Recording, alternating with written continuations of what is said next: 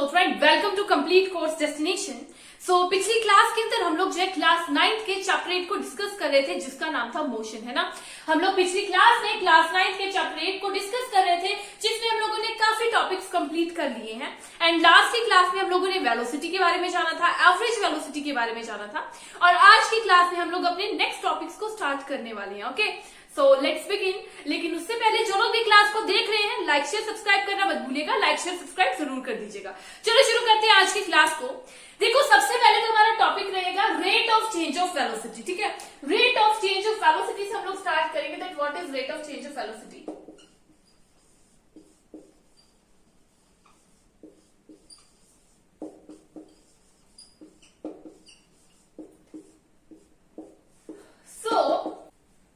So rate of change of velocity, मान लीजिए कोई भी ऑब्जेक्ट है which is moving in a uniform motion along a straight line, तो उसकी जो वेलोसिटी होगी वो क्या होगी?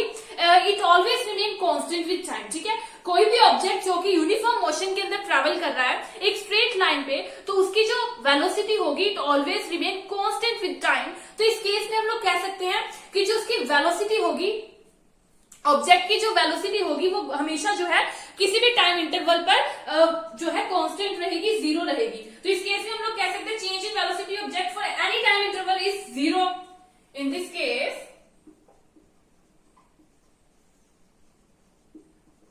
the change in velocity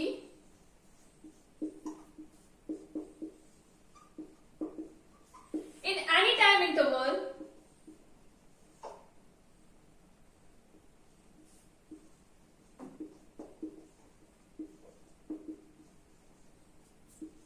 remains zero. तो ये कौन सा केस आ गया हमारा? यूनिफॉर्म मोशन का केस। यूनिफॉर्म मोशन में क्या हो रहा है? हमारा एक ऑब्जेक्ट है जो कि यूनिफॉर्म मोशन में ट्रैवल कर रहा है स्ट्रेट लाइन पर, और उसकी जो वेलोसिटी होगी वो हमेशा जो है कांस्टेंट रहेगी किसी भी टाइम इंटरवल पर। तो हम लोग कह सकते हैं इस केस में जो चेंज इन वेलोसिटी होगी किसी भी टाइम इंटरवल पर जीरो रहेगी। ये हमारी यूनिफॉर्म मोशन की बात है। बट अगर हम लोग नॉन यूनिफॉर्म मोशन की बात करेंगे तो वहां पर जो वेलोसिटी होगी वो वेरी करेगी डिफरेंट टाइम इंटरवल्स पे, है ना। डिफरेंट टाइम इंटरवल्स पे वेरी करेगी। तो हम लोग कह सकते हैं कि जो वेलोसिटी होगी उसकी जो वैल्यू होगी वो डिफरेंट टाइम इंटरवल्स पर अलग होगी, डिफरेंट पॉइंट्स पर, पाथ के डिफरेंट पॉइंट्स पर अलग होगी। तो इस केस में हम लोग कह सकते हैं किस केस में?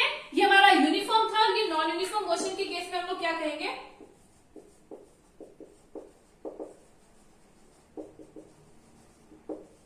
नॉन यूनिफॉर्म मोशन के अंदर हम लोग कहेंगे the change in velocity of the object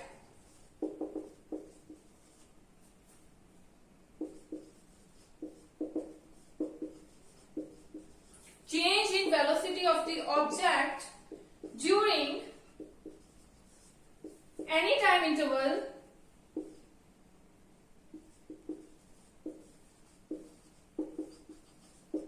is not zero in the case of non uniform motion। ठीक है, नॉन यूनिफॉर्म मोशन का केस भी हमें पता चल गया, यूनिफॉर्म मोशन का भी केस पता चल गया। कोई ऑब्जेक्ट अगर स्ट्रेट लाइन पर यूनिफॉर्म मोशन में ट्रैवल कर रहा है तो उसकी वेलोसिटी क्या होगी? कांस्टेंट रहेगी। मतलब इस केस में वेलोसिटी जो है जीरो रहेगी किसी भी टाइम इंटरवल पर। ये हमारी यूनिफॉर्म मोशन की बात आती है। नॉन यूनिफॉर्म मोशन की में क्या होगा? जो हमारी वेलोसिटी है वो वेरी करेगी डिफरेंट टाइम इंटरवल पर, डिफरेंट टाइम इंटरवल पर, डिफरेंट पाथ के पॉइंट्स पर उनकी जो वैल्यू है अलग अलग होगी। तो हम लोग कह सकते हैं कि नॉन यूनिफॉर्म मोशन में जो वेलोसिटी चेंज इन वेलोसिटी होगी वो नॉट जीरो, जीरो नहीं रहेगी। ठीक है, अब देखो ये तो हमें पता चल गया यूनिफॉर्म मोशन और नॉन यूनिफॉर्म मोशन पर। अब हम लोग देखेंगे कि रेट जो चेंज ऑफ वेलोसिटी उसको एक्सप्रेस कैसे किया जा सकता है। तो उसको जानने के लिए first of all we must know about the acceleration, that what exactly is acceleration. Acceleration के बारे में हमें पता होना बहुत ज्यादा जरूरी है। सो एक्सेलरेशन क्या है? एक्चुअली चेंज इन वेलोसिटी पर unit time. Change in velocity per unit time is our acceleration। इसको किस तरह से हम लोग लिख सकते हैं? our acceleration is equals to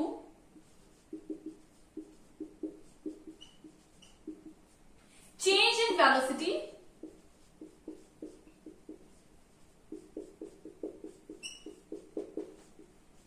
पर unit time over time.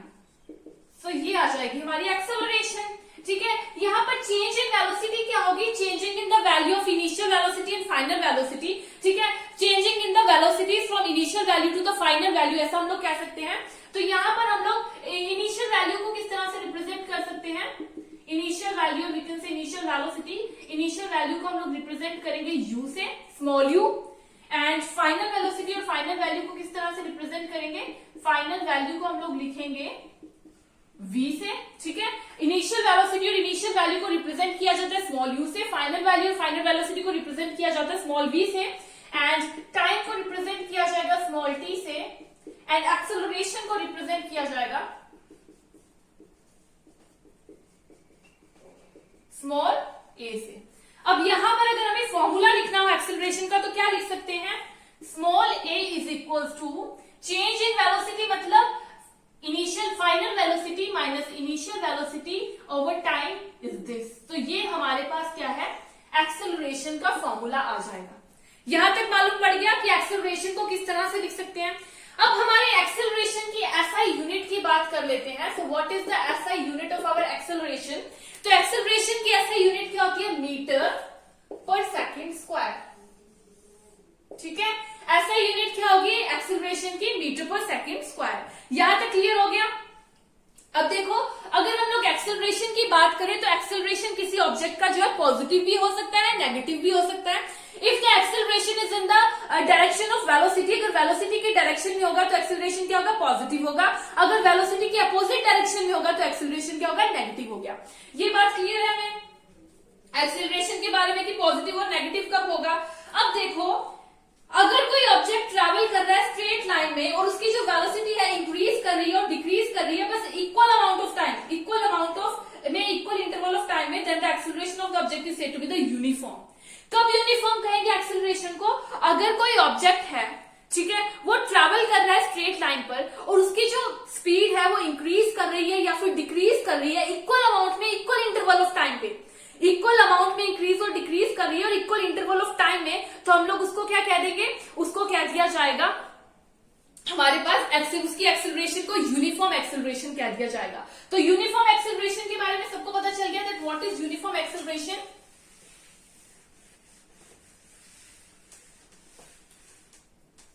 So what is uniform acceleration? If an object is traveling along a straight line,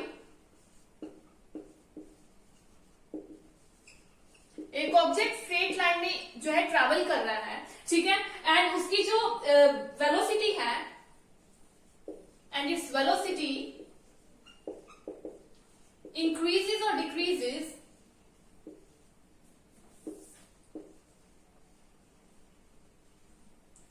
in equal amount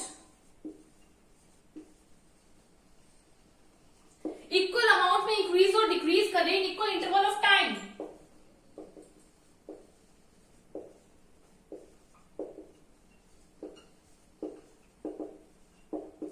then the acceleration of that object is said to be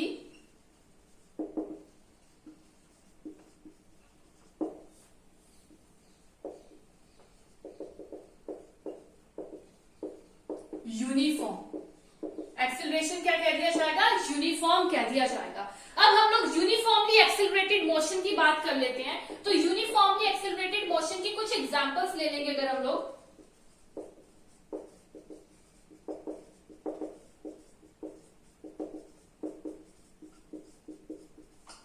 uniformly accelerated motion की अगर example ले लें तो सबसे पहले तो example आ जाएगी motion of a freely falling object. Motion of a freely falling object is an example of our uniformly accelerated motion. ठीक है, उसी के साथ साथ हम लोग अगर दूसरी साइड देख लें, an object that can travel with a non uniform acceleration if its velocity changes at a non uniform rate. कोई भी ऑब्जेक्ट है जो कि नॉन यूनिफॉर्म एक्सेलरेशन में मूव कर रहा है, उसकी जो वेलोसिटी है वो चेंज कर रही है नॉन यूनिफॉर्म रेट पे। ठीक है, तो that is the example of our uniformly accelerated motion.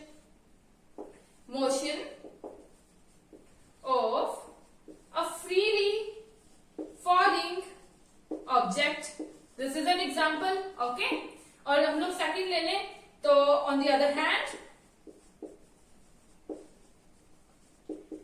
object can travel with non-uniform acceleration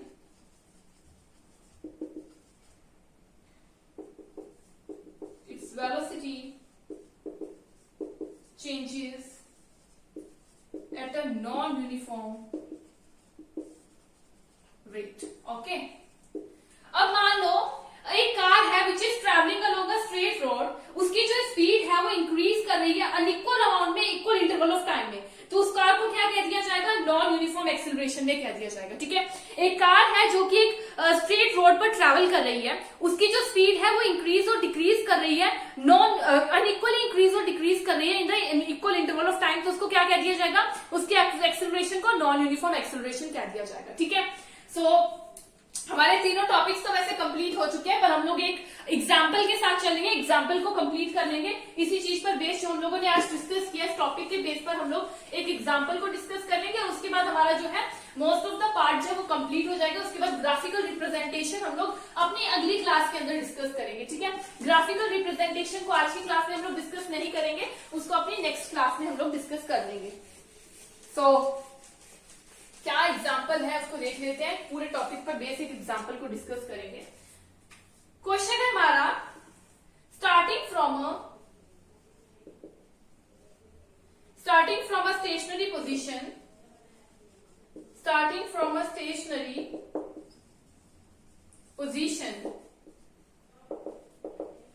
Rahul pedals his bicycle to attain a velocity of 6 meters per second in 30 seconds. Then he applies brakes. ठीक है, तो राहुल क्या है? Stationery position में था, राहुल ने pedal किया bicycle को अपनी velocity 6 metre per second 30 second में अटेन करने के लिए। उसने फिर उसके बाद अप्लाई की ब्रेक, तो it comes down to 4 metre per second in the next 5 seconds. तो क्या हुआ? हमें क्या फाइंड करना है? Calculate the acceleration of the bicycle in both the cases. तो क्वेश्चन क्या है? पहले क्वेश्चन को अच्छी तरह जान ले। एक बॉय है राहुल जो कि स्टेशनरी पोजीशन से स्टार्ट हुआ। ठीक है, उसने क्या किया? पैडल किया बाइसिकल को और वेलोसिटी उसने 30 सेकंड्स के अंदर 6 मीटर पर सेकंड जो है उसकी वेलोसिटी हो गई। अब उसने अचानक से ब्रेक अप्लाई की और उसकी वेलोसिटी जो है नेक्स्ट 5 सेकंड में 4 मीटर पर सेकंड हो चुकी है। अब हमें कैलकुलेट करनी है एक्सेलरेशन, साइकिल की एक्सेलरेशन को दोनों केसेस में। तो फर्स्ट केस में हमारी इनिशियल वेलोसिटी क्या हुई? देखो वो बिल्कुल रेस्ट से स्टार्ट हुआ है, राहुल का बाइसिकल पहले रेस्ट में था, तो उसकी इनिशियल वेलोसिटी क्या हो जाएगी फर्स्ट केस में? In first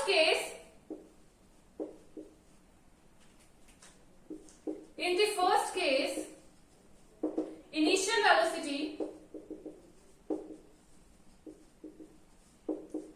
क्या हो जाएगी? 0। इनिशियल वेलोसिटी क्या हो गई? 0। फाइनल वेलोसिटी क्या हो जाएगी?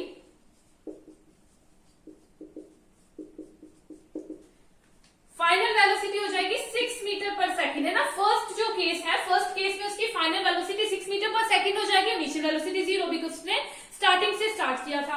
अब इसमें अगर हमें एक्सेलरेशन टाइम कितना है given, time is given here 30 seconds, है ना। अब हम लोग इसमें क्या फाइंड करने वाले? एक्सेलरेशन। तो एक्सेलरेशन का फॉर्मूला क्या था हमारे पास? एक्सेलरेशन थोड़ी देर पहले हम लोगों ने फॉर्मूला देखा था, final velocity minus initial velocity over time, है ना। इसके अंदर हम लोग वैल्यूज को पुट कर देंगे सभी। फाइनल वेलोसिटी हमारे पास क्या है? 6 metre per second. Initial velocity क्या है? 0 metre per second. And time कितना है हमारे पास? 30 सेकंड्स। तो अगर हम लोग इसको सॉल्व करेंगे तो हमारे पास क्या आंसर आ जाएगा? Acceleration is equal to our 0.2 metre per second square. यही हो जाएगा हमारे पास आंसर एक्सेलरेशन का, 0.2 मीटर पर सेकंड स्क्वायर, है ना। ये हमारा फर्स्ट केस हो जाता है। अगर हम लोग चलते हैं तो सेकंड केस के अंदर देख लेते हैं। सेकंड केस इनिशियल वेलोसिटी कितनी है? सेकंड केस में हमारे पास इनिशियल वेलोसिटी है 6 मीटर पर सेकंड। देखो अब यहां पर initial velocity 6 metre per second होगी क्योंकि सेकंड केस में बाइसिकल जो है 6 मीटर पर सेकंड से चल रहा है और वो अचानक ब्रेक मारी तो 4 मीटर पर सेकंड पे पहुंचा, तो इनिशियल वेलोसिटी कितनी होगी? 6 मीटर पर सेकंड। और फाइनल वेलोसिटी इसमें कितनी हो जाएगी? फाइनल वेलोसिटी इसमें हो जाएगी 4 metre per second. Final velocity हो गई 4 मीटर पर सेकंड। और टाइम कितना है हमारे पास? टाइम हमारे पास है 5-6 सेकंड्स जो गिवन है। अब यहां पर हमारी एक्सेलरेशन अगर निकाला जाए तो क्या होगा? v minus you over T. ठीक है, इनिशियल वेलोसिटी फाइनल वेलोसिटी कितनी है? 4 metre per second. Initial velocity है 6 metre per second and time है हमारे पास 5 सेकंड्स। अगर हम इसको देखेंगे तो हमारे पास आंसर क्या आएगा? नेगेटिव में आएगा 0.4 मीटर पर सेकंड स्क्वायर। तो हमारे पास एक्सेलरेशन कितनी आ जाती है? 0.4 मीटर पर सेकंड स्क्वायर।